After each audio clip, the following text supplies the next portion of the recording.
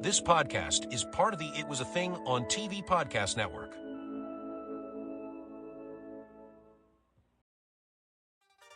Over the past 4 decades, we have witnessed some of the most significant summits in the history of modern civilization. Leaders from the world's 2 superpowers meeting one-on-one to settle their differences. Last Monday night, we witnessed 2 summits of sorts. 2 World Wrestling Federation superpowers met face-to-face in the ring. And when it was over, Razor Ramon was crowned the new WWF Intercontinental Champion. And proud American Lex Luger defended our nation's honor when he confronted the Hellraiser from Helsinki, Ludwig Borga. But tonight, live on Monday Night Raw, perhaps the most significant summit in WWF history will take place. After months of speculation and accusation, the Macho Man, Randy Savage, will finally meet his longtime friend Crush face to face. Will these 2 volatile superpowers be able to end their Cold War? Or will their dispute prove irreconcilable and trigger a declaration of war?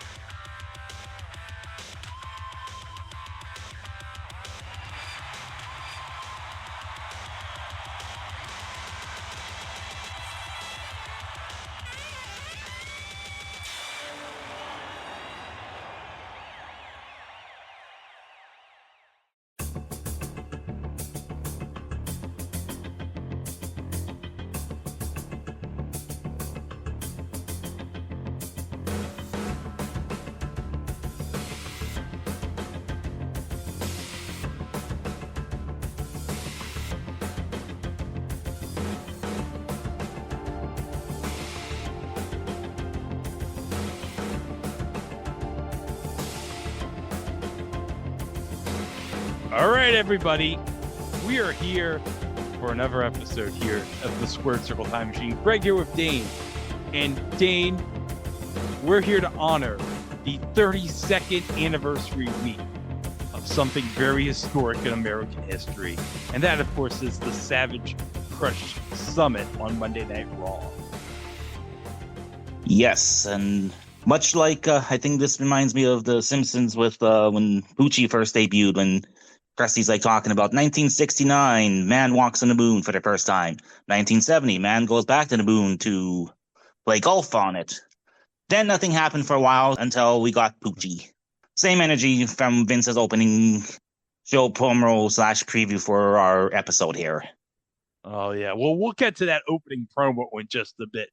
But first, we got to talk about current wrestling. And Bound for Glory 2025 has come and gone. And we have a new TNA World Heavyweight Champion in Mike Santana. Yes, good for him. One of the many talented people that was there before and then came back afterwards. And he definitely deserves to have a chance at the ball. Oh, definitely. One of the best success stories from escaping Guantanamo Bay, Mike Santana. But I did like how they set up the whole earlier in the show, the Call Your Shot gauntlet, where they had Nick and Kazarian co-win the Call Your Shot gauntlet because Santino, I guess, was going by Bret Hart, Lex Luger 94 Rumble rules. So, yeah, they both went over the top at the same time, and Santino's like, okay, they both get the trophy, I guess. Yep, for now. So I got a question to you. What happens with the custody of the trophy? Do they both have to have it with them at all times? I'm guessing so, or maybe we'll get some kind of court where we get the custody dispute settled in the courts, and we get, like, Kazarian gets it 1 week and Nick gets it the week after, and then they should alternating weekends. Or maybe like Nick can have it Monday through Wednesday, Kazarian can have it Thursday through Saturday, and Sunday can be settled with a sack race. Yeah. Something like that. But I will say, Hardy's, Dudley's, one final table, I got really emotional at the end of the match when Bubba was all alone, and the Hardys were like, yeah, let's do this. And they put him through the table. It was a very emotional weekend, if you also then consider the Cena AJ Styles match from Crown Jewel earlier. I did appreciate the ring introduction for AJ.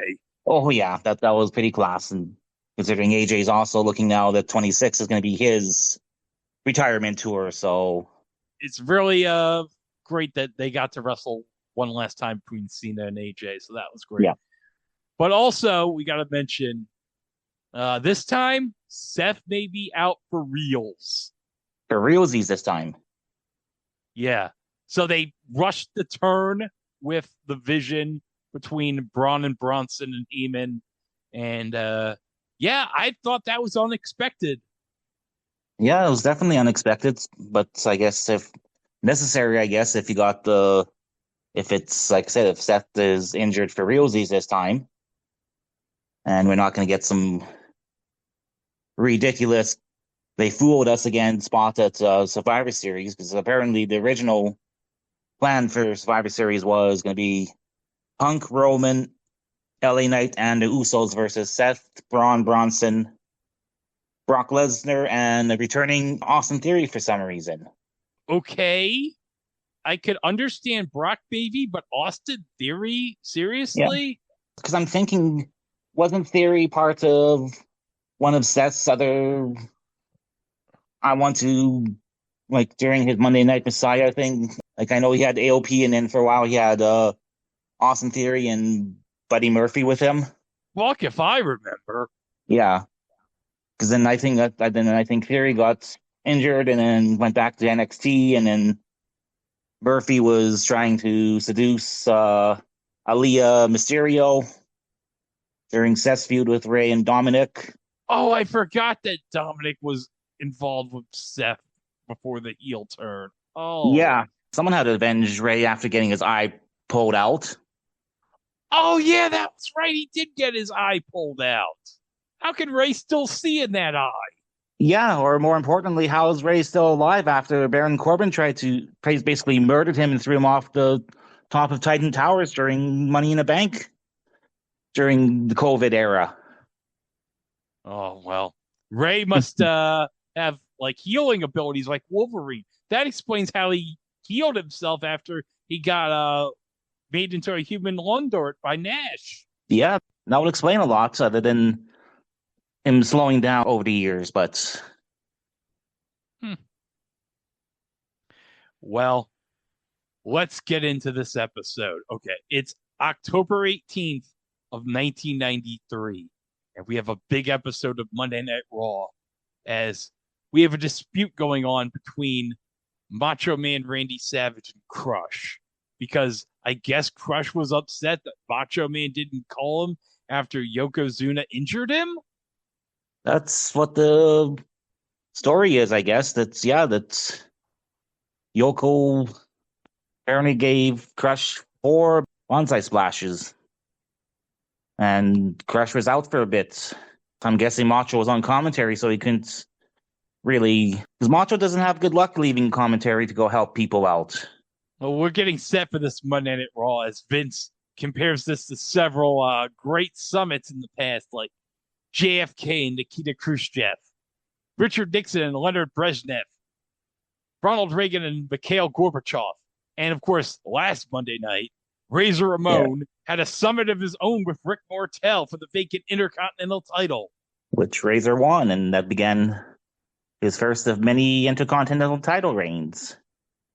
Yup. And then we had a more important summer, because we had Made in the USA, Lex Luger facing off against the evil Finnish fanatic Ludwig Borga, who's here to teach Americans about not polluting. Okay, Dane, I have a question. As a kid, why were we supposed to boo Ludwig Borga? Because he didn't want us to litter? That sounds like a very responsible thing. I mean, I know we had Captain Planet like years back, and he was kind of a bit of a lameoid, but why were we supposed to hate the Finns? I mean, they're kind of on our side. Yeah. Unless there is some deep-seated hatred for for their hockey team beating up on the United States hockey team during the Olympics, like we have here in Canada with Sweden and Finland. Oh, I know Canada had beef with Sweden and Finland over hockey. Oh yeah, like at the Olympics, like for many years before, we would always finish silver or bronze, and it would be Sweden and or Finland on top usually during the Oh, 90s. Oh, that sucks. Yeah. I'd say that it was related to the U.S. Junior Goodwill Games team, but I remember the D2 that was Iceland, not Finland.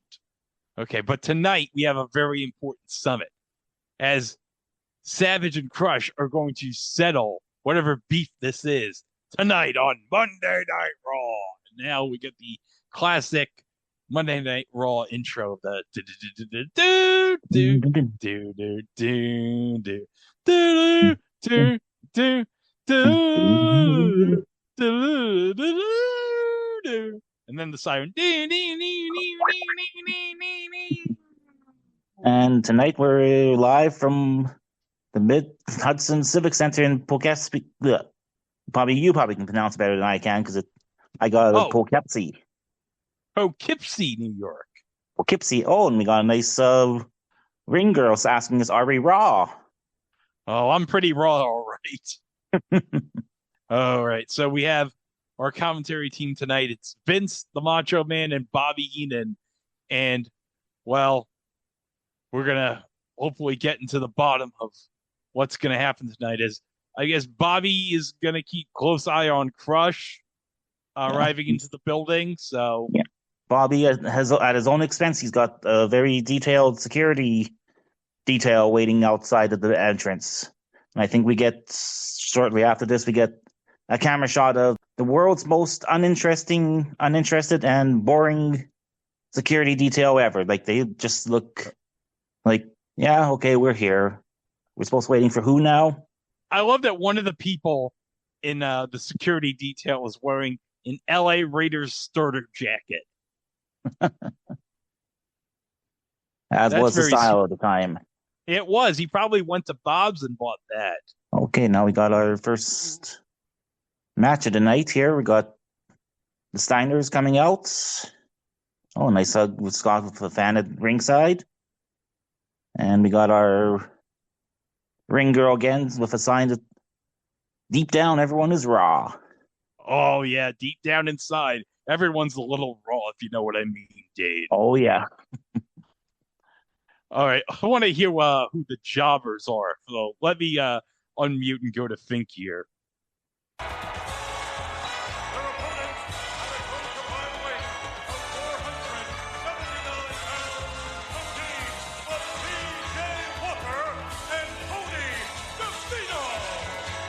Oh, the future Aldo Montoya on this team. And he's wearing some future-esque, almost Shawn Michaels-esque tights, too. Yep. And I believe they mentioned on commentary, I think maybe the week before, a few weeks prior, I think he had maybe a win against IRS with the help of Razor Ramon. So, okay. It's your typical Steiners jobber match here, as we all love the Steiners. They love to beat the shit out of people. Yeah. Okay, let's hold on. One fan's got a sign that says, "Oh, hello, RSPW." Oh, holy crap! That I didn't see that sign later on in the show, and like, wow, that's. I mean, was Usenet a thing back then? Oh yeah, it was definitely a thing in 1993. I bet probably was it 93? I think AOL's just starting to get at its height. It's not quite the height it would be like in 95, 96, but it's starting to get up there. And you have CompuServe and Prodigy at this time too. So it's like the internet, it's starting to really get big. Yeah, starting to get big. It won't quite explode yet for another few years, but wow, that is quite the impressive feat. Yep. Oh, Scott with a nice drop kick onto PJ here. Yeah. And now let's see what Scott's going to do. He's pointing to the camera. It's like, oh, yeah, Quebecers, this is going to be you. And then, God damn. And Randy's like, yeah, I love it. Yeah, knock the crap out of that jobber there, Scotty boy. Yeah. And then Scott takes PJ over to Tony. So he just grabbed PJ's hand and just had it slap Tony's. Like, okay, now you're gonna come in. Now I'm gonna Your beat the turn. shit out No. of you too. Yeah, we offer equal opportunity beatings to the jobbers here. Like to Ricky, and we're gonna get the Steiner Bulldog from the top rope. Oh, I love this move here. And Scott hooks the leg 1, 2, 3, and the Steiners get the W. And as we look into the crowd here, I think one guy in the crowd at 712 is proudly holding a Michigan Go Blue hat. Of course, obviously, because the Steiners are from Michigan. Yeah. And we got a nice fan here wearing this sweet Indianapolis Colts t-shirt. Yeah, a lot of American sport team representation today. Yeah, especially in 1993, because the Colts are not really, I think they kind of stink at this time. I don't know if Jim Harbaugh's arrived in Indianapolis yet. Obviously, it'd be 95 where they had the big surprise year where they went all the way to the AFC Championship game against the Steelers. Okay, let's go to Vince and Bobby and Macho here at the booth. Shawn Michaels, of course, suspended. And many of you are wondering, I'm sure, why he was suspended. Jack Tunney had, so I'm told, very good reasons. Non-appearance, refused to defend the Intercontinental belt against certain individuals. Nonetheless, there is some concern as to whether or not he should really be reinstated. Okay, yeah. So Shawn Michaels, of course, the reason why the Intercontinental title belt was vacant was Jack Tunney suspended Shawn Michaels for failing to meet appearances. And we can guess why he failed to meet appearances, Dane. Oh, yes. This is 93 Shawn, so this isn't... Yeah, this isn't a later Shawn, of course. Yeah, this isn't later Shawn doing TikToks with the NXT trainees. Oh, those TikToks are freaking great. I love those TikToks, Shawn and the girls. Those are awesome. Yeah. All right, so Shawn's suspended. He's not the Intercontinental Champion anymore. Of course, Razor is now the new Intercontinental Champion. So what are we going to do with Shawn now that he's suspended? I'll keep him on until he learns his lesson, obviously. But nope, we're going to do the next best thing and let the fans decide his fate. Oh, how are we going to let the fans decide? Are we going to have a letter writing campaign and we'll end up getting WWF merchandise catalogs? Well, that would be one way, but another way would be to call some 1-800 numbers and voice your opinion that way. Oh yeah, the 1-900 line, so the WWF can scam your money. I wonder would they have Freddie Freaker manning the phones for the hotline? 1-900-490 freak. Let's go back to Vince here. We're going to have an opportunity to vote tonight. All of you fans at home are going to have an opportunity to vote as to whether or not Shawn Michaels' suspension should be lifted by WWF President Jack Tunney. If you think it should, dial 1-900-454-4501. If the answer is no, 1-900-454-4502. A reminder, please, for kids 18 years and under, please get your parents' permission before voting, and it's 99 cents per call. Oh, okay. But if it's 99 cents per call, I mean, that's fine, I guess, because it's only $1. Yeah. As long as you're only calling once. Yeah. Although later on, as we hear from Bobby Heenan, he called at least 40 times. But he's an adult, so he can. And even if he can afford such a fine security detail to wait for Crush, I'm sure he can afford the $40 to pay off for trying to rig the vote to lift Shawn's suspension. Oh, yeah, $40 is nothing to Bobby, a man from Beverly Hills, a man of means. Yeah, a man of means. Bobby Heenan, how do you feel about it? Well, I feel very, I'm choked up. You know, Shawn Michaels needs the money. He's supporting his parents. I see. Let's Please go to call the in. pre-recorded comments. supporting his poor parents in San Antonio. What, Bobby? Well, I mean, that's almost as ridiculous as Bobby justifying Nails' time in the Slammer, that he was just he was stopped in a flower shop to pick up flowers for his mom, and the police had ticketed his car for illegal parking, and the ticket blew away. And that's why Nails spent time in the Slammer, apparently. Well, you know what? I believe that from Bobby. I believe that Nails probably helped some poor old lady, and that's probably why he was so pissed at Boss Man, because he was an innocent man. He was an innocent man sent to jail. This could have been their version of The Fugitive. Nails could have been Harrison Ford, and Big Boss Man, he could have been freaking Tommy Lee Jones. Yeah. You can imagine the reenactment of the "I didn't kill my wife" scene, and Big Boss Man goes, "I don't care. I don't care." And dude pitching down Nails' voice for the "I did kill my wife. I was an innocent man. It was the one-armed man." Okay, let's go back to the video scope. And you're going to hear Diesel, on the other hand, perfect. Two divergent views. Let's take you now to the tape. All right, so we're going to go to Diesel and Mr. Perfect here. Yeah, doing a little stumping for the yes and the no side. All right. Hey, vote yes to bring him back. Nobody ever beat him. Vote no, Diesel, because I would have beaten him if it wouldn't have been for you. The man doesn't deserve to be back in the World Wrestling Federation. Hey, he's the most talented wrestler in the WWF. The guy deserves to be back. I don't care how great Shawn Michaels was. He did not fulfill his contracts as the Intercontinental Champion. He had the flu. He had a 108-degree temperature. Oh, he was sick? Is that what you're trying to say? Vote no. He wasn't sick. You're just as sick as he is, Diesel. Yes. Vote no. He paid me a good salary. For doing what? Interfering in other people's matches? Hey, he's vote the champ. No. Shawn Michaels does not deserve to come back. Vote yes. You know what, Dane? I'm convinced. Diesel really sold me. He had a 108-degree fever. Yeah.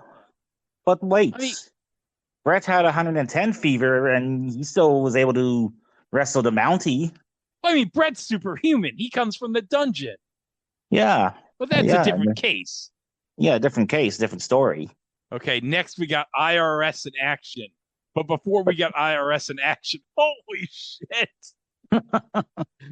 Okay, Dane, can we describe what we're watching here? Yes, we got a black and white film, almost kind of like almost stock footage, like from or B-roll from like a Godzilla film, I'm guessing, as it's got a bunch of Japanese people pointing, and then all of a sudden we got Yokozuna popping up from the mountainside, and in the most obvious green screen effect.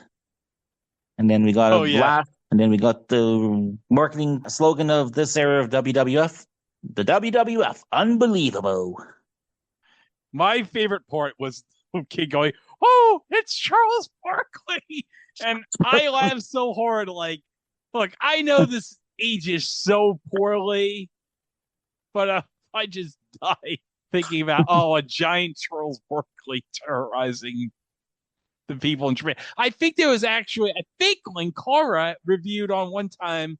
It was a Charles Barkley versus Godzilla comic. I would read that more so than the current DC versus AEW comic that's total network synergy. Yeah, that is just so bizarre. But I guess every generation needs a version of the Marvel Comics WCW series. Yeah. Or even whatever comic did the WWF one too, I think, because I think it was the Bushwhackers getting chased in the forest by the natural disasters or something on the cover. I think that was Valiant that did that comic. Oh, okay. Yeah. I know they did some Nintendo stuff too back in the day. Oh, okay. And then the less said about the Warrior comic, the better. Oh, no, I will talk all about the Warrior comic. I think one day we have to review that Santa comic. Where, Santa Claus one? Oh, yeah. I think we should get Mike for that episode. He doesn't know what he's in for when we talk about it. Meanwhile, our Raw girl has a sign that says Rock and Raw. Rock and Raw. Okay, well, IRS is going to be in action. So we're going to hear from IRS as he cuts a promo on the way to the ring. Said it was From wrong, Washington, folks. D.C., weighing 248 pounds, Erwin R. Shyster, Have you paid all your taxes, otherwise sir? known Look at this. as IRS. You'll audit Guess you. what, you tax cheats? It's time to pay up. It's time you paid your fair share. Because if you don't, you're going to end up as permanent residents in Sing Sing. Oh, really? Erwin R. Shyster, not liked by this capacity crowd at all. 225 pounds. Mr. Shyster, Taylor. with his eyes now on the Intercontinental Championship. The future Scotty Too Hottie? Wow, this is quite the impressive run of enhancement talent so far. Because when we had Just Incredible and DeVito, now we have Scotty Too Hottie. Oh, yeah. And we got Ken Doan as the ref for this match. Oh, wow. It's your typical IRS squash match here, so. And the crowd, of course, chanting Erwin. Yeah, and a nice little exchange between Bobby and Vince on commentary about Bobby not. Oh, but before that, I had a nice little shot there from a fan who may or may not be that generation's version of the green shirt guy. Oh, yeah, IRS is getting some words with him here. It's that 1404 in the video.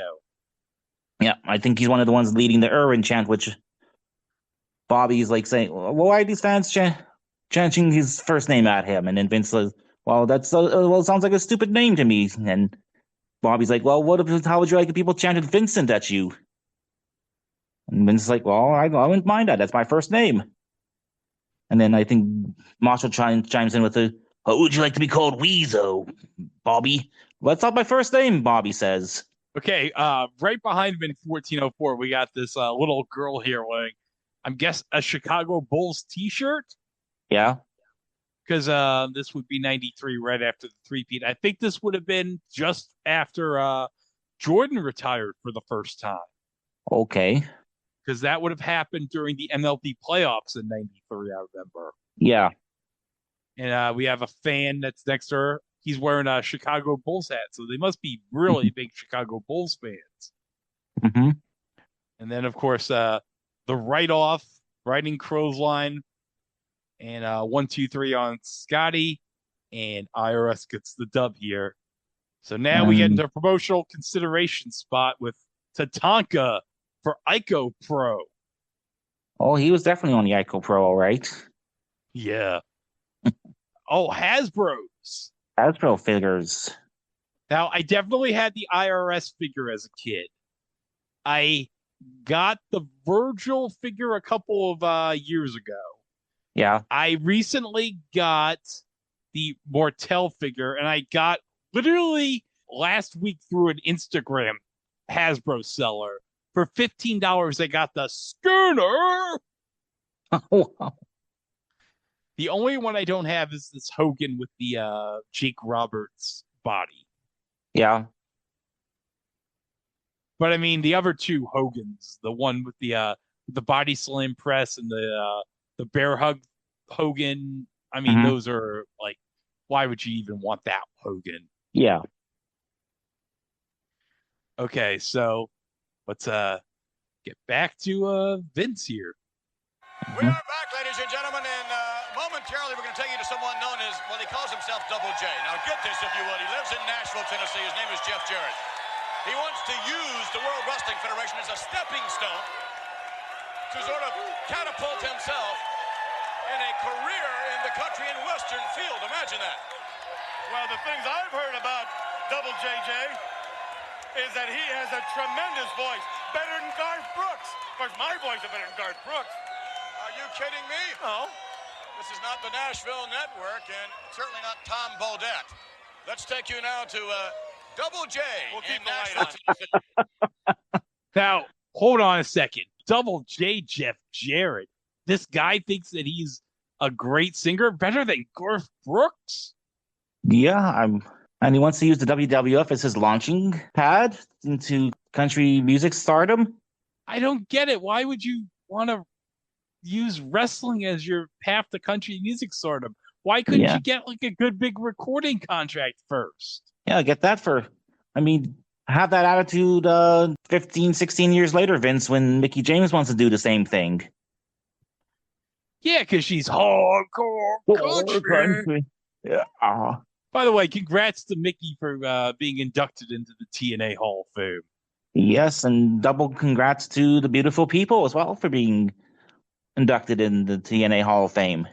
Okay, so let's go to this Jeff Jarrett guy and see why he wants to use. Yeah, we want to see why he wants to use the WWF as a springboard to country music stardom. Yeah. Hello, folks. Jeff Jarrett here. That's Double J. J-E-F-F-J-A-R-R-E-T-T. That's Double J. You're going to hear a lot of that name coming up. We're at the Country Music Hall of Fame. I'm going to tell you, folks, just in a second, exactly why we're here. You see, I was born into a wrestling family. It was predetermined. I was destined to become the greatest wrestler of all time. And quite frankly, I've become that. Everybody here in the South knows that. And shortly, everybody in the WWF will. But I'm coming to the WWF for a couple of reasons. You know, my true love, it's not what comes second nature to me. It's not what I'm the greatest at. It's not wrestling. It's what's in my heart. And that's country music, the country music business. You know, I've got more singing talent, more dancing talent, more stage presence, more charisma than all the other country music stars put together. But I can't get my break. Maybe it's because I'm a local boy, a Music City native, or maybe it's because the corrupt politics in the business, in the country music industry. Or take, for example, that fat boy Garth Brooks. He's a transplanted Oklahoman. He comes in here to Music City, and they try to make him the greatest thing since sliced bread. It just makes me sick to my stomach. He ought to be the Pillsbury Doughboy instead of a country music star. He's making more babies than he is hits. Oh, it makes me sick to my stomach. Yep. But what I'm going to do is, I'm going to use the WWF. I'm going to use you, Randy Savage. And I'm going to use you, Lex Luger, and you, Bret Hart, and the list goes on and on. Because old Double J, when he gets done proving he's the greatest wrestler of all time, the country music business is going to come begging. Going to come on their hands and knees, crawling, kissing my feet, begging me to sign a contract. And then when after that's all over, I'm going to come back here to the Hall of Fame. This old sign here, they're going to tear it down. They're going to build a life-size statue. And they're going to make it Double J, gold-plated, life-size. And then old Country Music Hall of Fame, they're going to rename that. It's going to be the Double J Hall of Fame. And I'm going to have gold records. And I'm going to have life-size portraits in there. Don't you forget that. Double J. It's J-E-F-F-J-A-R-R-E-T-T. That's Double J, Jeff Jarrett. Okay, so he doesn't think he can't become a country star because of the politics of the country music scene. So he's going to go back into deal with pro wrestling, which is even just as political and backstabbing and sometimes it's who you know, not what you know. And this is going to make him a country music star? I guess somehow. Okay, Jeff. That's kind of a weird way to do so, but you do you, Double J. Yeah. Okay, meanwhile, Bobby's on the phone trying to make all the calls to get Shawn reinstated. He has his hand wired to the phone, and now he's trying to get the phone back on the hook. Meanwhile, we got the security still waiting for Crush. Still waiting for Crush there. Up next, we got Buffalo Boys and Tatanka, Buffalo. Yeah, Tatanka, Buffalo. And then we get the Raw girl with a big sign that says, "We be Raw." We be Raw. And now Tatanka's coming out. Now, remember, Dane, Tatanka, he's still undefeated in singles competition. Yes. And we had some kind of interaction last weekend on WWF Superstars. We have a face-to-face confrontation between Tatanka and also another newcomer that's also undefeated here in the WWF at the time. the evil Finnish man, Ludwig Borga. Yes. And we have Dave Hebner and Danny Davis trying to break this up. Yeah. So that's going to come to a head soon. And oh, hey, Tatanka's opponent is legendary 80s, 90s jobber and former Canadian heavyweight champion, Iron Mike Sharp. And to quote Gorilla Monsoon in that one tape about Pat Patterson, boy, did he get fat. Seriously, he must be like, what, 280, 300? Probably. I love that in this match that Mike Sharp puts him in a full Nelson, but now Tatanka versus his own full Nelson. And Mike's gargling that he's arguing with the ref that he pulled his hair. Oh, no. No. He had the fingers locked. I'm pretty sure of it. No, I think it's either during this match where Randy Savage on commentary goes off on some weird offside rant about Hogan. I guess I think Radio WWF, yeah, because they would have just had that big interview, I think, that made headlines in the Observer and the Torch. Yeah, going back that he's calling Hogan back, calling him a prima donna again and a egotist and someone who thinks he's the Messiah, and Savage says there's only one Messiah, and then it's the one upstairs. Oh, well. You don't think that would come to like a head possibly in like another year, would it? Nah. I don't know. But oh, wait. Mike puts Tatanka's head into the turnbuckle, but Tatanka's doing his war dance. He's getting pumped. He's getting Native Americaning up. And tomahawk chop to Iron Mike Sharp's head. And I think we're off the ropes and another chop. I think we're going now for... Yep, we're going for I think it's either end of the trail or, as Bobby Heenan calls it, the papoose to go. And 1, 2, 3. And Tatanka, he gets the dub. I do hope his streak lives on and on until he decides to confront Lex Luger about selling out to the $1 Million Man. Well, wait a minute, Dave. Why would Lex Luger sell out to the $1 Million Man? I don't know. Oh, wait a minute. We're getting our note from our past selves. You idiots! Don't you know that Tatanka sold out a year later? Sincerely, Greg. Oh, that's right. Yes. Okay, so now we get a Survivor Series update. Holy shit, Dave! What the? It's Joe Fowler. Well, okay. Before that, what's with the weird construction gridding there? Oh, I don't get it. Especially because we're in Boston for this pay-per-view. Yeah. Was Boston known for their construction? I guess maybe the docks. I guess maybe it's like a dock unloading freight from all the ships that come into the yards. I guess I don't know. But now tell me who this Joe Fowler guy is, because I'm... Oh, you don't know who Joe Fowler is? I don't think so, no. Okay, he was briefly here in 93. I believe the original replacement for Mean Gene. He appears at SummerSlam 93. He appears as, like, host for All American for, like, a month and a half, 2 months, and then he's gone. But he's very famous because he is mostly known as an infomercial host. Okay. And I think we even mentioned one of the infomercials. Wait, it's the Battle for the White House 2020 episode. The chess set. You remember that episode, Dean, on It Was the Thing? I think so, yes. He was the host of that for the chess set. Also, before he was in WWF, he was the host of an American Gladiators ripoff called Knights and Warriors.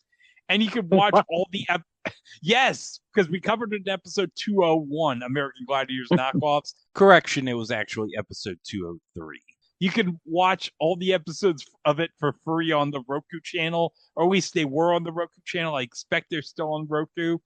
But one of the moments in Knights and Warriors that we loved on the episode we did on It Was the Thing in American Gladiators knockoffs was he talked about how these games were reminiscent of the games of King Arthur and how King Arthur would be so very proud of these games on Knights and Warriors. Well, hi again, everybody. I'm Joe Fowler. Thank you very much for joining us.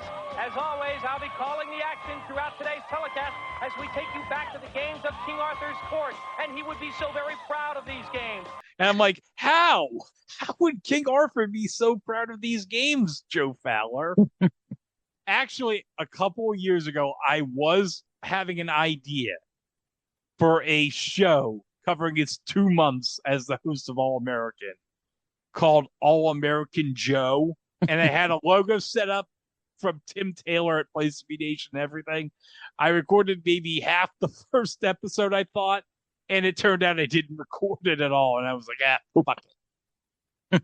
Maybe one day I'll get around to that again, but it's 8 weeks of him hosting All American. It's like, is it really that important that I talk about Joe Fowler on All American Wrestling? But let's hear from Joe. At least we get him here today talking about the Survivor Series. Yeah, we got the Survivor Series report, so I want Joe to update us on what's going on. So let's hear from Joe. Welcome to your Survivor Series report exclusively right here on Monday Night Raw. I'm Joe Fowler. The only Thanksgiving tradition worth waiting for explodes into action Wednesday night, November 24th, live exclusively on pay-per-view cable TV. The sold-out Boston Garden is the home of the 1993 Survivor Series. So why did the Survivor Series sell out in under 1 hour without any matches being announced? I don't know, Joe. Why did it sell out with no one announced? I thought this was the down period of the WWF. This is the Northeast, Dane. Everyone loves WWF in the Northeast. Okay. Also, it's the Boston Garden. It's like a traditional WWF venue for like years and years. We still got the Garden. The Garden. My God. The building with no fucking air conditioning whatsoever. Oh my God. If you watch like video footage from CBS's coverage of the 84 finals, there's like one game where it was like literally 100 degrees in the building and Kareem Abdul-Jabbar's trying to get oxygen on the bench. I'm surprised that they were able to keep ice on that thing for the Bruins. Let's get back to Joe here. Yes. Why? The Survivor Series is a series of 8-man elimination matches where teams of 4 strive to survive. When a member of your team is counted out, submits, or is beaten with a pinfall, he goes back to the showers. And when all 4 members of a team are eliminated, you're left with the survivors. This creates all kinds of crazy scenarios. For instance, you could have a 3-on-2 in one match, or at one point it may be 2-on-1, or even 4-on-1. 4-on-1, Dane. 4-on-1. That'll be some insurmountable odds for someone to fight out of. Oh, I bet it would. Although this is kind of interesting that they went back to the team format, because I think the previous year was. They had more singles and tag matches on it. Yeah, they only had the one elimination match in 92, which was the tag team Survivor match. Yeah. We had Brett and Shawn in a ladder match, I guess, and then we had... No. It was Brett, Shawn in the singles. The ladder match, I think, was on a prime time.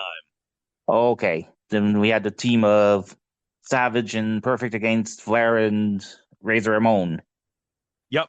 And the blow-off for Bossman and Nails. Nightstick on a pole match, yeah. Yeah, let's hear more from Joel. Now, if you missed it over the weekend, let me remind you of the big double main event. First of all, it's the All-American team versus the Foreign Fanatics. The All-Americans are captained by Lex Luger, along with undefeated Native American Tatanka, and true All-Americans, the Steiner brothers. Now, I think this is the perfect Survivor Series team here. You got Lex, made in the USA. You have the Native American Tatanka, and you have the All-American Michigan boy in the Steiners. That's quite murderer's row for a Survivor Series team. I think this is like the best team in terms of gimmicks since the Warriors, where low-key you had Ultimate Warrior, Texas Tornado, Modern Day Warrior, and the LOD, the Road Warriors. Yes. It's either that or the Visionaries with Mortel and, was it the Warlord and Power and Glory? Warlord, Power and Glory, yep. Oh, my favorite Survivor Series team of all time, the Visionaries. They survived all four of them. That's why they're the greatest. And I think the first team to do so. Yep. Their opponents, Well, they are captained by World Wrestling Federation champion Yokozuna with Ludwig Borga and tag team champions, the Quebecers. Now, the other half of this main event is being referred to as the Family Feud match. The Family Feud match? Family Feud? Oh, hey. There's Bruce Hart and his brothers. Oh, yeah. Even though Bruce is the shits, he's going to be wrestling at this show. Yeah. And did they not get like a decent photo for Keith? They had to like go and find one of his old Stampede photos? Probably. I mean, I guess... And this is just after... In 93, I think he tried to run for provincial government as a member of our legislative assembly here in Alberta in 1993. Oh, well, I'm guessing Keith didn't do so good. If he he didn't. No, he didn't. Oh, that's a shame. Yeah. They're wrestling Jerry and his Knights. I love Jerry's blazer here in the photo there. Oh, that is a sweet blazer that King has here. Yeah. And you know what, Dane? I guarantee you that Jerry will be at this show. He will do his damnedest to be at this show at the Boston Garden. I guarantee you that. And I guarantee you also one of the Knights will not have an excuse to not wrestle in the match, like his horse is sick or something. This is the Terry Funk one, isn't it? Yes, this is the Terry Funk. Now I got to explain this. Terry Funk famously got out of this match because he was supposed to be one of the Knights. And his excuse for getting out of this match was he called Vince. And he said, my horse is sick. I think it's dying. And his excuse is, and I think he said in his book, if you say your horse is sick and you think it's dying, people will buy this. There was a joke, I think, years later where I think Vince runs into Terry a couple of years later and says, so, pal, how's your horse? No issues with Jerry Lawler making this match at all. No. All right, let's get back to Joe and the report. Former WWF champion Bret Hart and his three brothers, Owen, Bruce, and Keith Hart, versus the self-proclaimed king of the WWF, Jerry Lawler, and his three mystery knights. Also in the corner of the Hart family will be the legendary Stu Hart. It's going to be just like old times for the Hart family. And if that's... It's going to be just like old times for the Hart family, according to Joe. I think we're going to see like Stu probably stretch some of the people at ringside. He's going to get in the ring and stretch one of the Knights too? Hey, Greg Valentine, you're dressed up like a black knight. Hey, you think you want a piece of me, Greg? Yeah, and actually, speaking of Stu, he's getting a bridge named after him down here in Alberta in the next few years. Oh, that's so terrific. You know what? I bet you they should have like a thing there at the bridge every year where they have like some people trying to stretch some people in Stu's honor. I think Brett's turning in, slowly morphing into Stu. Like, he's definitely getting whatever family's still together. They're all together, and Brett being kind of the central patriarch of that family now, so... Yeah, he is. He's definitely become the modern day Stu. So God bless Brett for it. Yeah. Not enough. The host of television's version of the Family Feud, Ray Combs, will also be on hand. Holy shit, Dave! Ray Combs is going to be there for the Family Feud match? His second appearance, I think, at least. Didn't he do the ring introductions at WrestleMania 8? Yes, he did in the 8-man tag, yeah. Yeah. Now, I know the Mountie Company were pissed, but remember, Ray said that's what the survey said, so don't blame him for it. Blame the 100 people that they asked. Yeah, whatever intern at Mark Goodson Productions did the survey, blame that guy. Yeah. What a Survivor Series. What's that? Okay, apparently Crush has reportedly arrived here. Okay, anyway, this weekend on the WWF Network. Okay, hold on. Now I got to explain what Joe did. He had word on his fake earphone that Crush has entered the building. That's so nice that somebody fake told him that. Yeah. We're going to be announcing more matches for the sold-out Survivor Series Thanksgiving Eve, November 24th. Wait a minute. Okay, it's been confirmed that Crush has arrived on the scene. Let's see if our cameras can pick it up right now. Yo, let's hope. I want to see the cameras pick up Crush. Yeah, Joe's right. Let's go and see where Crush Let's go now. Oh. There's Crush and all his mulleted glory with Bobby Heenan greeting him and picking up his luggage. Wait, why does Crush have like a beard now, Dane? You don't suppose that's evil, Crush? No. I mean, what? I mean, with Bobby there, I don't know. I smell a rat. But at least they're going down to that where that arrow says hospitality dressing rooms. Yes. All right, so now we get our next match. We got Bam Bam Bigelow with Luna in action. And, he's taking on some jobber named Dennis Diamond. Oh, that's a shitty jobber. It's not quite the jobber quality we've had with PJ and Scotty and Mike Shorrock. Yeah, this is definitely the bottom rung of jobbers. Yeah. But he does a good job putting over Bam Bam. Yeah. And now Bobby heads back to ringside. I love Bobby's purple neon Raw logo windbreaker there. Oh, yeah, that jacket is so glorious that Bobby has here. Oh, I forgot to mention, Joey Morella is the referee for this match. And sadly missing on commentary is Jesse Ventura and Gorilla Monsoon, with Jesse giving the gears about Joey to Gorilla. Yeah, well. Okay, so come on, Bammer, finish him. And he does a little jump. Oh, that's that little nice slingshot splash off the apron and all over the rope. And Luna gives the jobber a kick for a good measure. Another promo for the vote line. Okay, so we're going to hear from Diesel here regarding as to why Shawn should be reinstated. So, I wonder what Diesel's going to say, because as we know, he mentioned that Shawn had 108-degree fever, and that's why he couldn't defend the belt. Let's hear more of reasoning from Diesel. Diesel, are you there? I'm here. I see. And would you tell us once again? It appears as though Mr.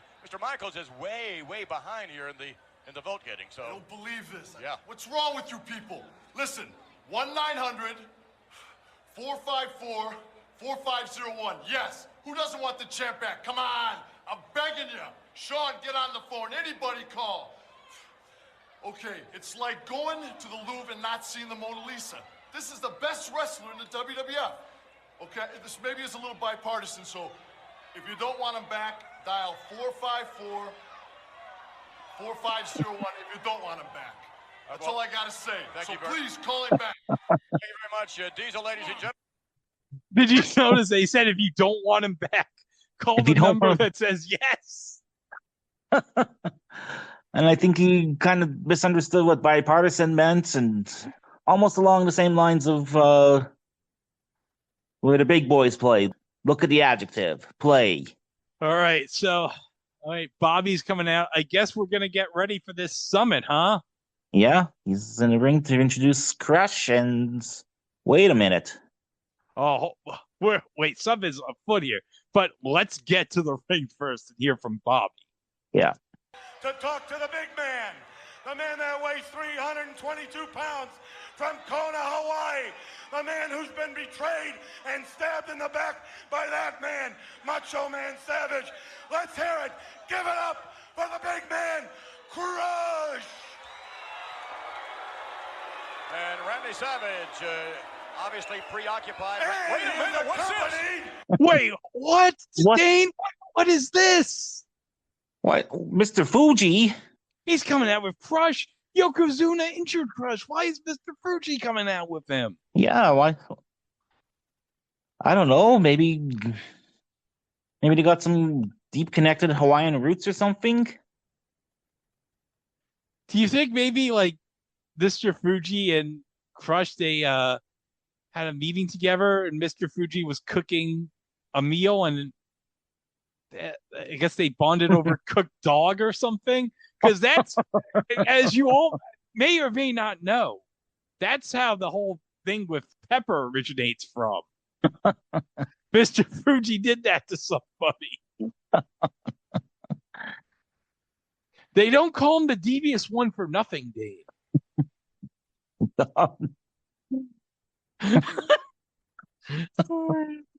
Let's get back here.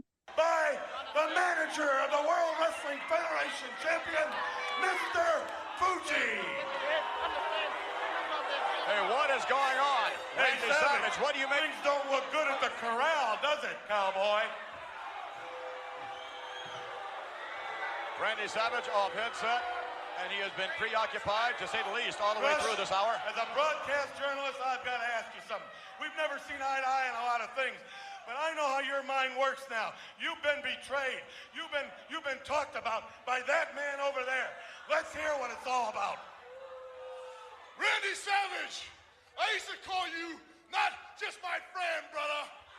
At one time, you were my best friend. Me and you went up and down the highways and byways together, brother. Anything you told me was like gold. Your word was like gold to me, brah. Okay, I have to pause here. I love this blonde kid here at 34-36 during the whole, like, we've seen some shots of him. The kid has like a face like, oh, what the fuck is this all about? Yeah, what's going on here? Crush is like, we've been hanging together, bro. It's like, I don't think we've seen this on TV prior to this. Closest interaction I think I saw with them was the USS Intrepid with the Yokozuna Body Slam Challenge, because I think Crush is one of the people who tried to body slam Yoko. Yeah, in addition to Randy. Yeah. You know, one day, now I've seen the Intrepid in person. Like, I've been on cruise ships and I've seen the Intrepid from the cruise ship, but I've never actually been to the Intrepid. But one day I really would like to go to it and stand on the deck and say, I was on the deck where Lex Luger hip tossed Yokozuna.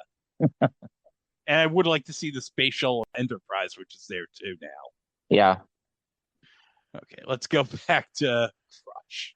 You told me what to do in the ring or what to do outside the ring. I listened to you word for word, didn't I, brother?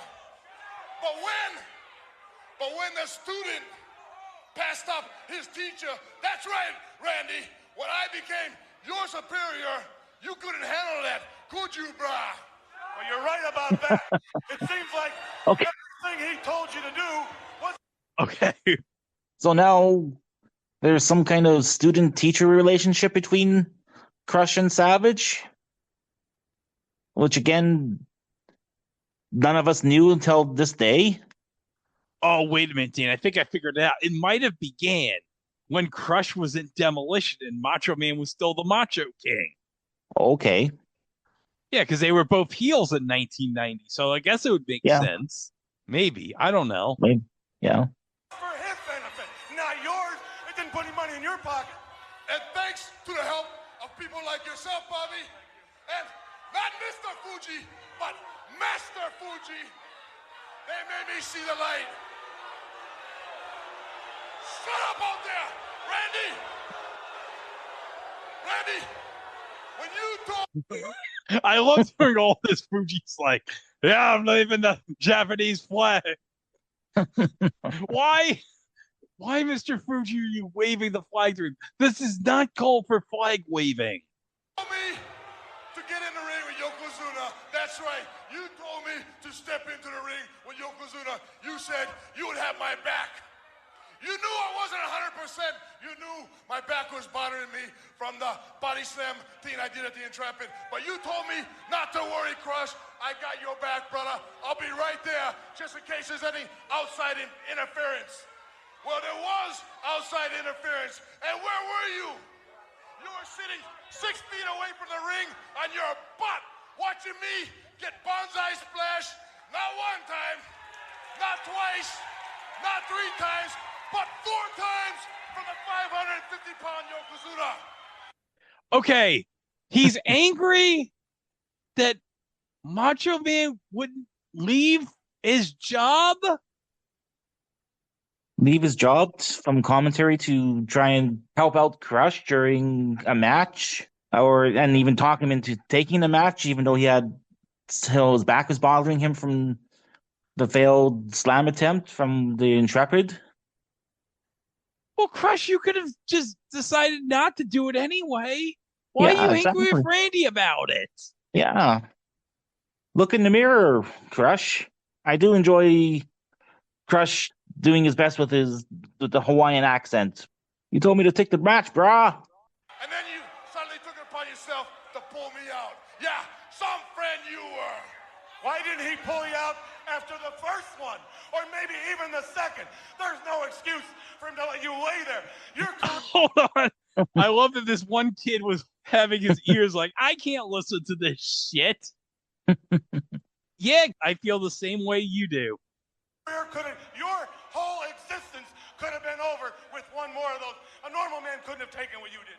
Any normal man would have been completely destroyed, Bobby Heenan. There's only one answer. He wanted me out of the WWF. In fact, he saw me to the plane back home to Kona, Hawaii. Yeah, you saw me off. And you called me twice. Not to see how good I was doing, but to see how bad I was doing. Yeah, brah, I saw the light when I was sitting back at Kahaluu Beach recuperating. One person made perfect sense to me, and that was none other than Master Fuji. The man who owns the hotel in my own backyard, his ancestors own the Keho Beach Hotel, Coral Lagoon Hotel, not to mention hundreds and hundreds on us. His word is like gold. He makes all the sense in the world. I'll tell you what, I'm through talking.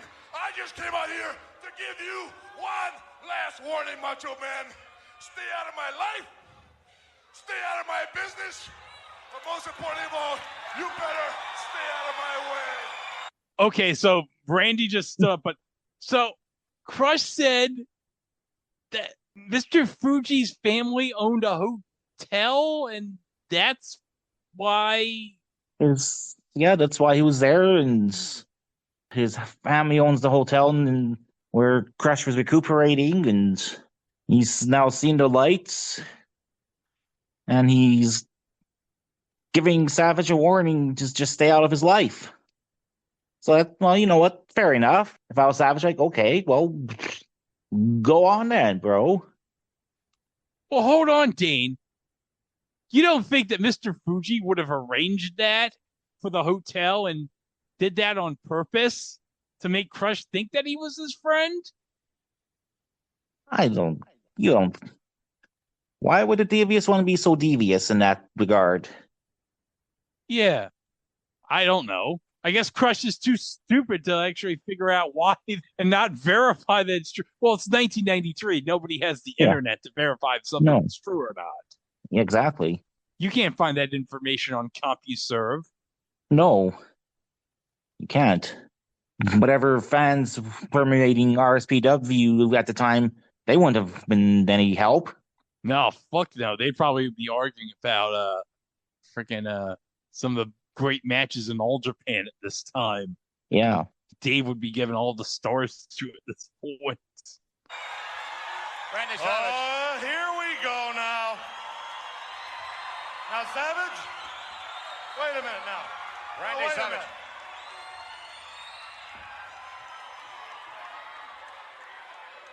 Brother, you're making a big mistake. I've made a million mistakes in my lifetime, and I admit it. But you're making a big mistake right now. You understand what I'm saying? Do you understand what I'm saying? It's too late now, bro. Look me in the eye, brother. Look me in the eye. You're making a mistake. And you know it's serious because Randy just took off the shades. He's like, look me in the eye, man. Look me in the eyes, yeah. I enjoy Savage's self-awareness that he says he's made a million mistakes in his life. So he knows what he's talking about. Oh, yeah, definitely. Especially considering what's been making headlines in the dirt sheets this time. Yep. I'm sure that's a thinly veiled reference to that. Mm-hmm. This guy is a parasite. They're nothing but garbage. I'm telling you something, Crush. We're friends, brother. This can be okay. You're out of line right now. Just think about something right now, brother. We can go away from these two goofs, and we can pound it out. We can talk about it. We can agree to disagree, brother. We can make it happen. But you got to give me a chance to talk to you. If I'm wrong, I'll admit I'm wrong. But you need to back up just a touch, brother, because you're out of line, and it's the wrong thing, brother. Man to man, I'm telling you. Man to man, I'm telling you. Just shake my hand right now, and we'll go someplace, brother, right now, and we'll talk it out, and it'll be okay. They don't care about me. These people don't care. It's too late, bro. These people are cool. Each one of these people and all over the world have made mistakes, and you're making one right now. Shake my hand.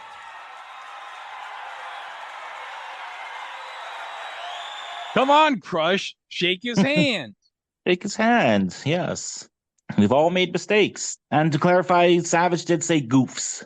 Golfs, not FS. Yeah. Yes. Oh, no, not the other word. No, not the other one.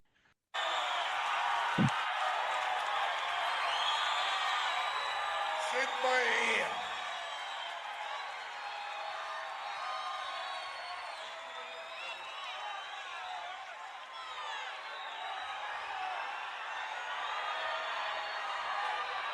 Rush, don't do it. My advice to you right now is, that's the oldest trick in the book. Oh, he's like, oh, yeah, that's the oldest. And so I was like, oh, shut up. Which, So it looks like we might have some peace after all between Savage and Crush. hopefully. I hope to God we have some peace. I don't want to see this friendship ruined, Dane. Yeah. This friendship that just came out of existence just now. Yeah, we haven't seen on screen, so.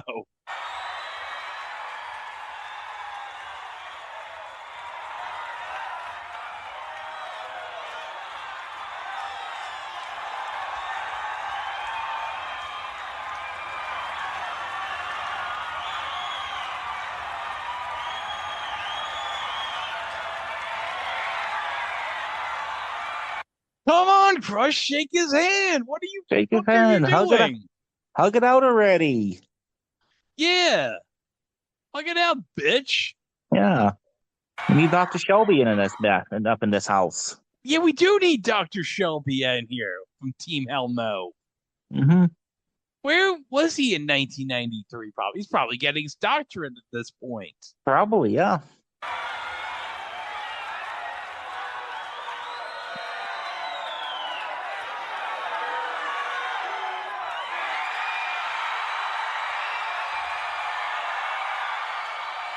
Oh, Dane, this is so great. They shook hands and they're raising shook arms. hands. Yeah, and Fuji's leaving the ring in disgust, apparently. And Bobby left in disgust too. And everybody's so happy. Now it's all over. It's all over now. Oh, thank God. Oh, well. Well, that was a great episode, Dane. Yeah, here's a great episode. And here's Crush Razor. Oh, never mind. What? Oh, no, Dane. Chris clotheslined Randy while they were outside the ring. Yes. Why, Crush? Did he get Crush surprise? He was taking a nap. Yeah, like Kingston surprising the casket. Yes. Now we got. Crush wait. Andy all lifted up, and what's he gonna do? But oh my God! Dropped him right on the steel guardrail. Oh yeah, he dropped him right on his throat, and he's like, "This is payback for what you did to Ricky Steamboat in '87, brother." Jim Cornette's come out now with Yokozuna. And a bunch of referees read by Rene Goulet. Oh, Rene Goulet and Pat Patterson. Yeah. What the fuck? What the fuck is this? All bow of respect from Crush to Yokozuna. Well, Fuji's still there too. But wait a second, Dave. This doesn't make any sense. Why would Crush bow to the guy who injured him severely? I don't know. I mean, same logic why Seth Rollins picked Bronson Reed to be in his vision. Maybe he's got now new respect for the guy who just about ended his career. Well, it's nice to see that Jim Cornette made the flight from Knoxville to not attend whatever Smoky Mountain show that was that night to be here at Poughkeepsie. Yeah. Oh my God! Now, Randy's bleeding from his mouth. Oh, this Crush is now. Press slams him back into the ring, and we got all for boot from Crush to Savage. Oh, nice Savat kick from Crush to Savage. And what are they? They're not gonna. Wait a minute. They're not gonna. Oh no! What are they no, doing? No. Oh no! Oh, Yokozuna's gonna bonsai drop Brandy. Oh no! No. Oh, then no. We get the good ending bonsai splash from Yoko. Oh God! Now he's gonna go up again. They're gonna go again. Thankfully, the referees pull him out just in the nick of time. Oh, thankfully, Pat was like, "Hey guys, we got to get Randy out of this fucking ring." Gets him out of the rings now. And Tony's like, "Vince, we have to get Randy into an ambulance." Oh, he's bleeding on his head, Randy. Oh God! And now we're getting replay of this, and we play the press slam onto the guardrail. I think Vince gives us the update that's the only injury that Randy has so far confirmed is a lacerated tongue. Oh, thank God. Could have been much worse. Yeah, he could have crushed his larynx like Ricky Steamboat. Yeah.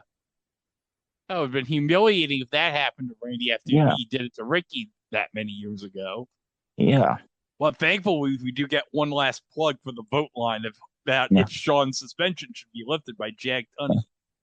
Okay, so let's go to Vince and Bobby to close out this show.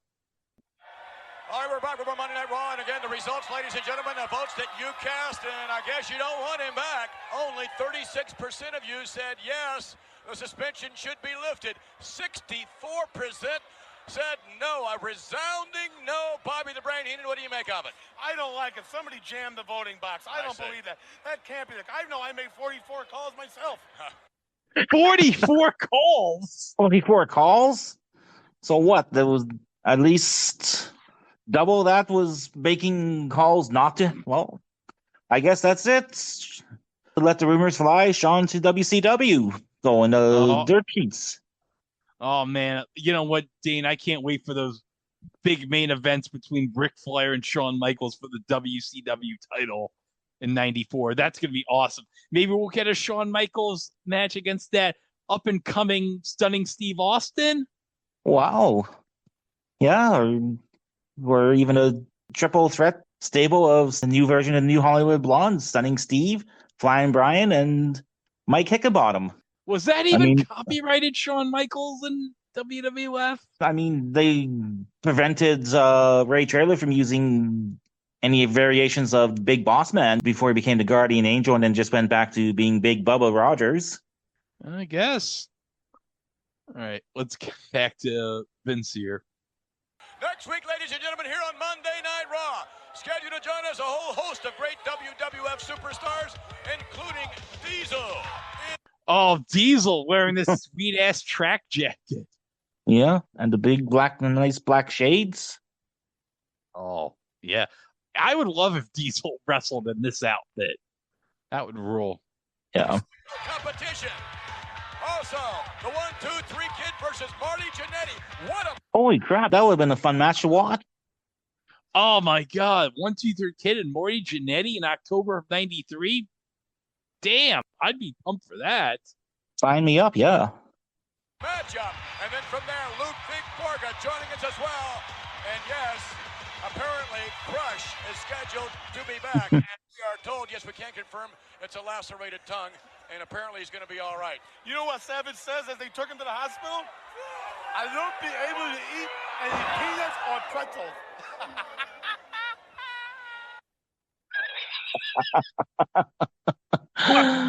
Oh.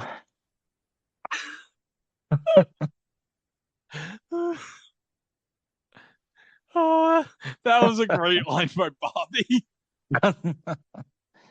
Always quick with the one-liners there, Bobby Heenan was. I would say that this is probably Bobby's last great WWF moment being front and center for this, because obviously the next month, Bobby would have that angle with Gorilla to set up him leaving the company. Yep. Before he headed off to WCW. This was a good episode of Raw, which set up the whole Crush heel turn all night. And we got some fun squash matches. We had the Steiner squash match was pretty fun. Yep. The rest one was all standards. Mike Rotunda wrestling clinic. Tatanka was all right. It's fun to always see Bam Bam and Luna together.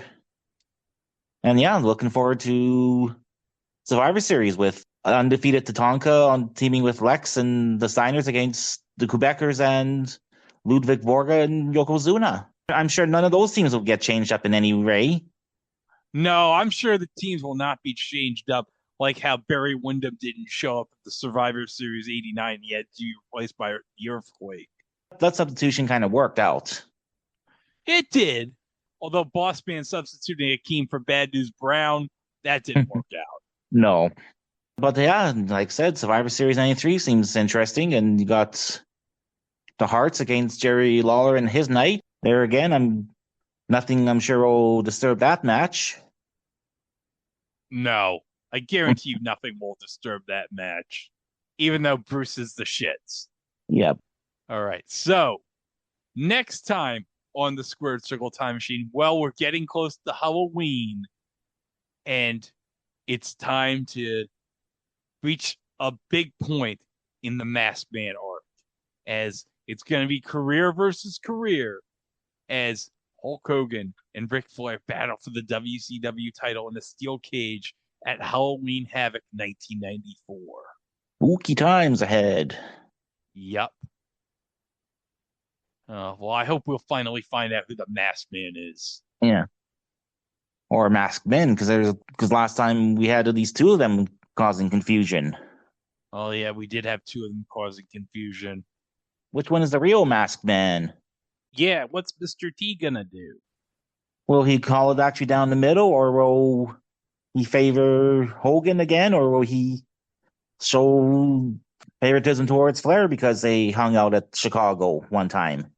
They held a meeting at Michael Jordan's restaurant, so I guess they must be in cahoots. Yeah. Well, we'll find out about that next time when we cover Halloween Havoc 1984 right here at the Squared Circle Time Machine. I'm Greg, and that was Dane. Have a good rest of your day, everybody. We'll see you next time right here on the Squared Circle Time Machine.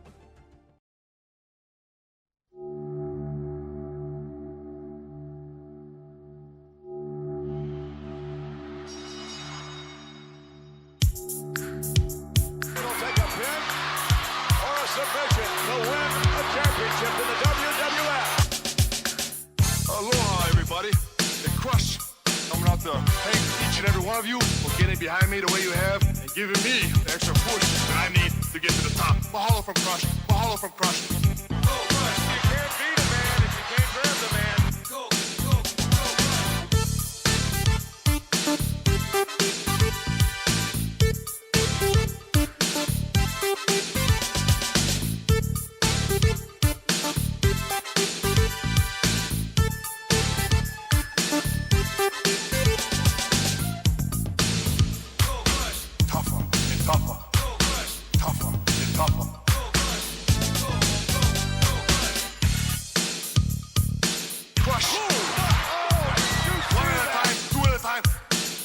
competition.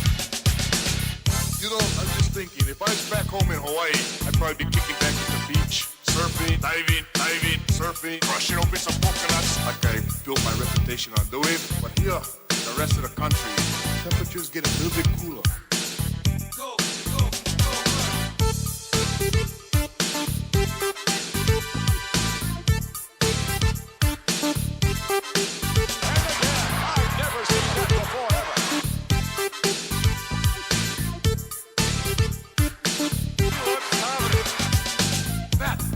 Measure. That is how you measure. That is how you measure. Oh, what an elbow! Crush. Right. One at a time, two at a time. I live for competition. Crush. Crush. One at a time, two at a time. I don't care. Where in the world is he getting this straight from? You know, since coming to the World Wrestling Federation, the competition seems to be getting tougher and tougher. Tempers are flaring, blood is boiling. But I'll tell you what, I welcome it. One at a time, two at a time. I don't care, brah. I love it. I live for competition. That is how you measure on how good of a man you can be. Look at the determination in his face. I think he knows he's got it. You know, I'm just thinking, any you kids out there, the crush means anything to you, brah. Do brother crush a favor and stay away from drugs, okay? Life is hard enough. We need all the help we can get, brother. And drugs is a dead-end road. Mahalo from Crush. We'll see you in the building soon. Go, go.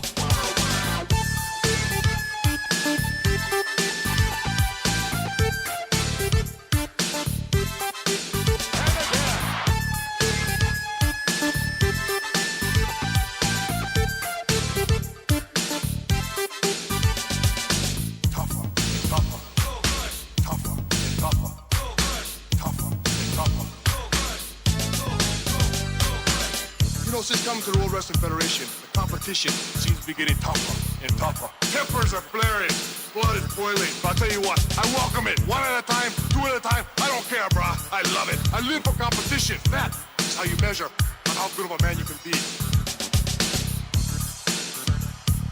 Crush. One at a time, two at a time. I live for competition. Crush, crush. One at a time, two at a time. I don't